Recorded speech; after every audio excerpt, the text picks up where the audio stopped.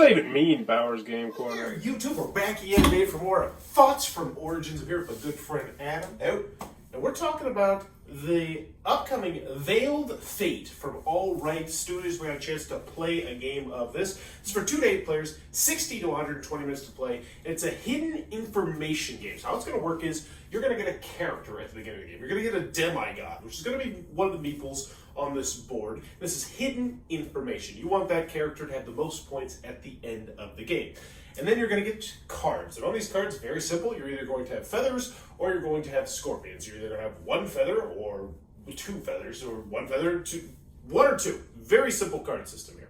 And then you're going to take your turns taking 2 actions. And some of the actions you can do are moving demigods around this board, or you can trigger your god powers. And god powers are going to be these special, powerful abilities, but in order to do that, you're going to have to get rid of the cards in your hand. And these cards in your hand are going to help you to do different votes, which can potentially get your demigod or other people's demigods more points, because obviously you want to not be too obvious about the color of your demigod, because if you're just like, oh, I'm going everything on orange, then the other people at the table will be like, you know what, maybe we should just start screwing with orange.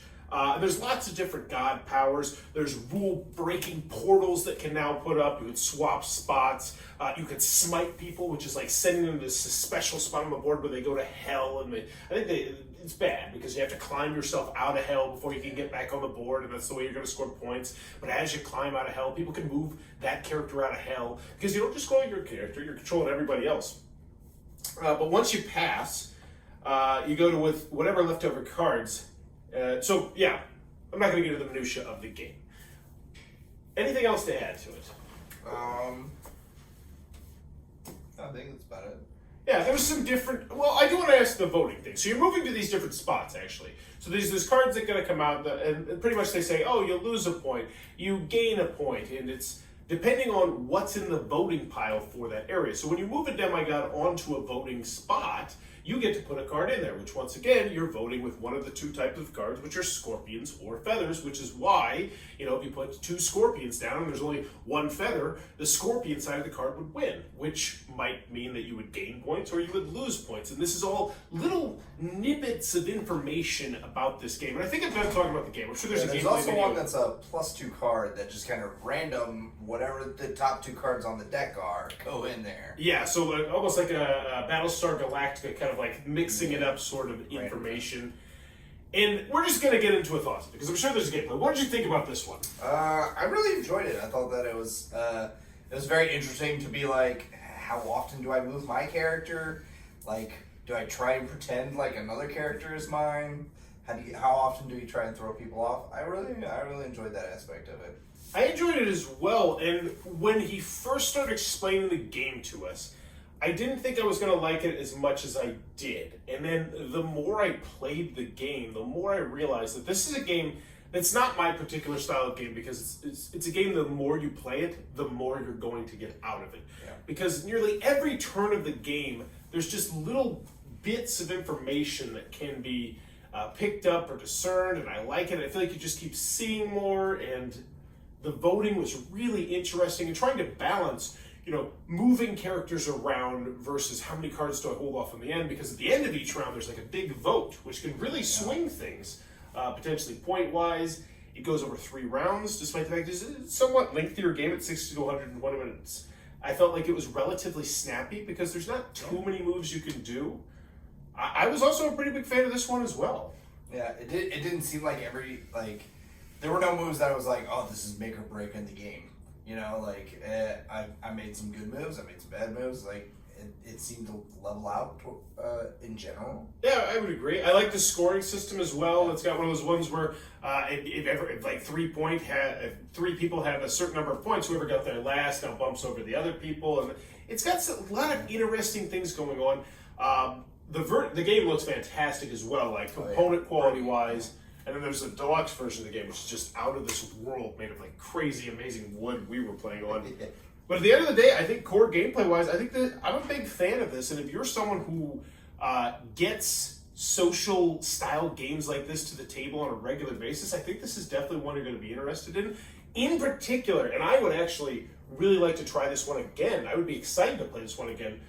especially if we're playing at the higher player counts, because when it gets to the higher player counts, 2 people have the same demigod, if I recall correctly, and so you're trying to figure out who your teammate is as well, and it would add like a really interesting crinkle to the game. And it's a game that I think, if that's your style game, I think it's really got some legs. Yeah. But final question, always like to ask it.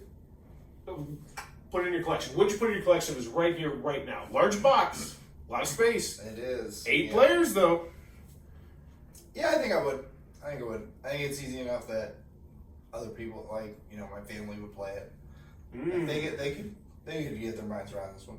Yeah, you bring up a really good point. The easy to learn, easy to teach aspect on this is really simple, because like when I went down the actions, it was like you can move or you can do the things listed on this card. Yeah. And yeah, I would agree. Would it make it on my shelf? I think it would. I think I'm so excited about playing it at the higher player counts. The fact it goes up to 8 players. The fact that I feel like this is one of those almost like pretentious games where like you bust it out and people are like, oh, what's this? I've never heard of this. And like it's one of those where it's like, oh, this is so good. And we all love those moments. But yeah, Veiled Fate.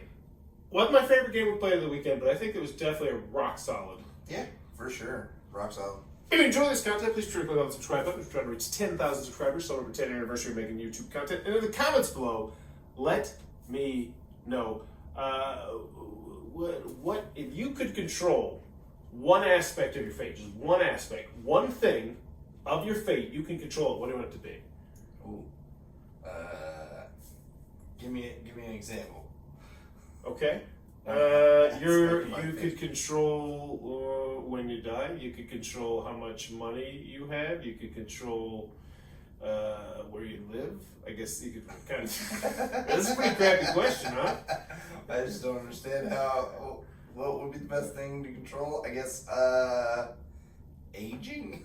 Aging's a solid one. Or when I would lose eyesight. Mobility, that sort of thing. Well, that's now you've got 3, and you've clearly broken the rule. I'm just saying that's part of aging. Yeah, this question sucks. I'm not even answering this. Appreciate the effort. This video is brought to you by all of my amazing Patreon supporters, and I would love it if you would join their ranks and have your name immortalized in the end of many of my videos for the end of time. But consider for only $1 a month, and as always, thanks for stopping by.